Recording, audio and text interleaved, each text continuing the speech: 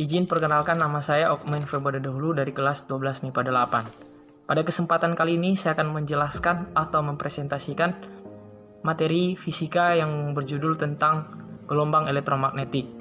Pengertian gelombang elektromagnetik yaitu gelombang yang tidak membutuhkan media untuk merambat.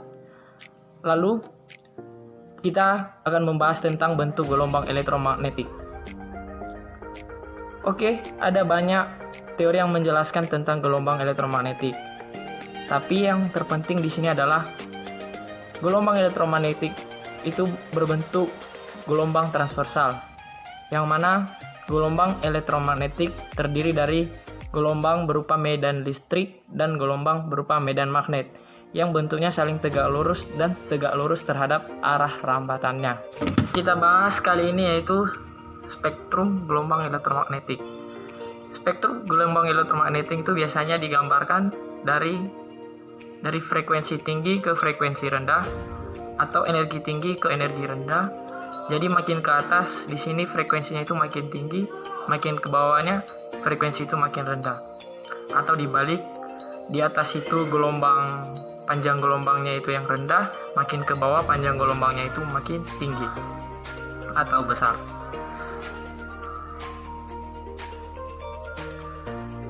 Nah, untuk di alam semesta ini ada banyak gelombang elektromagnetik, ada juga di alam semesta yang memiliki frekuensi paling tinggi yaitu, atau paling panjang gelombangnya itu paling tinggi yaitu sinar kosmik. Sinar kosmik ini memiliki panjang gelombang kurang dari 10 pangkat minus 13 meter. Kemudian di bawah sinar kosmik yaitu ada sinar gamma yang memiliki panjang gelombang antara 10 pangkat min 10 hingga 10 pangkat min 13 meter.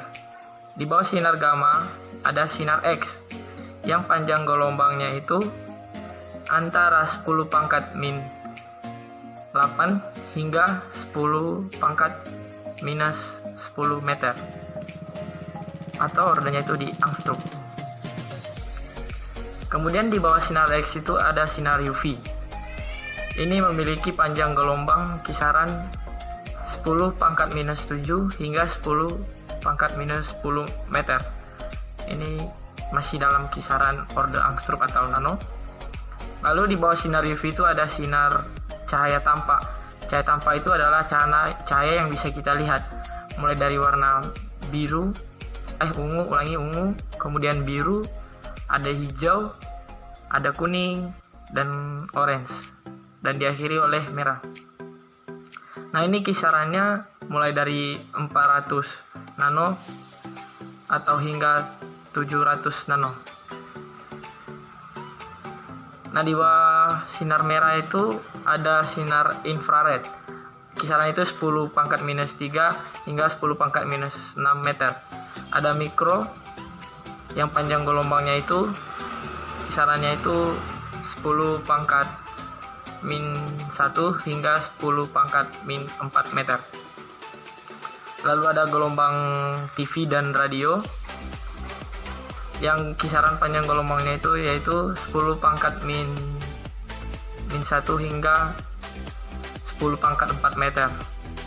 Kemudian untuk gelombang di bawah radio masih ada gelombang radio tadi, tapi beda klasifikasinya yaitu panjang radio atau radio panjang. Karena panjang gelombangnya melebihi dari order 10 pangkat 4 meter. Kita masuk kepada ciri-ciri, sifat serta karakteristik dari gelombang magnetik. Yang pertama, arah medan listrik dan medan magnet saling tegak lurus. Yang kedua, gelombang elektromagnetik dapat merambat dalam ruang hampa. Yang ketiga, laju rambat gelombang elektromagnetik dalam ruang hampa merupakan ketetapan umum dan nilainya C sama dengan 3 kali 108 M/S. Yang keempat, termasuk kategori gel transversal yang tidak memiliki momentum. B. Kita masuk pada sumber atau asal-usul gelombang elektromagnetik.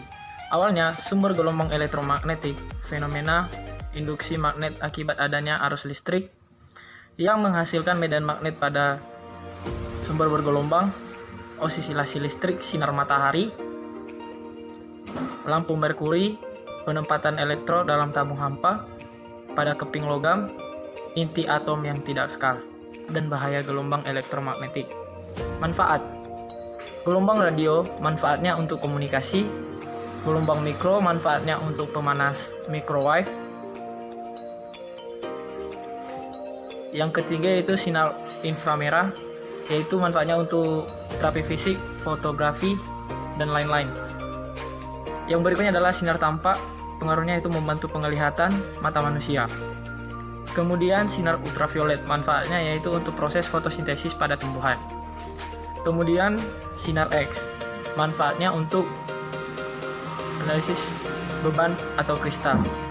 Kemudian manfaat dari sinar gamma yaitu untuk terapi kanker.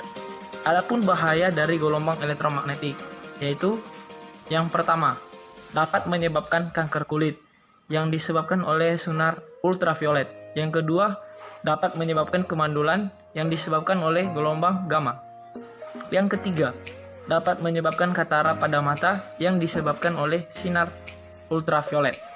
Yang terakhir yaitu dapat menyebabkan kerusakan sel yang disebabkan oleh sinar X. Baik, demikianlah penjelasan atau presentasi saya pada kesempatan kali ini mengenai materi gelombang elektromagnetik. Jika masih ada kesalahan, mohon dimaafkan dan dimaklumi dan diberikan saran serta tanggapan atas setiap kekurangan.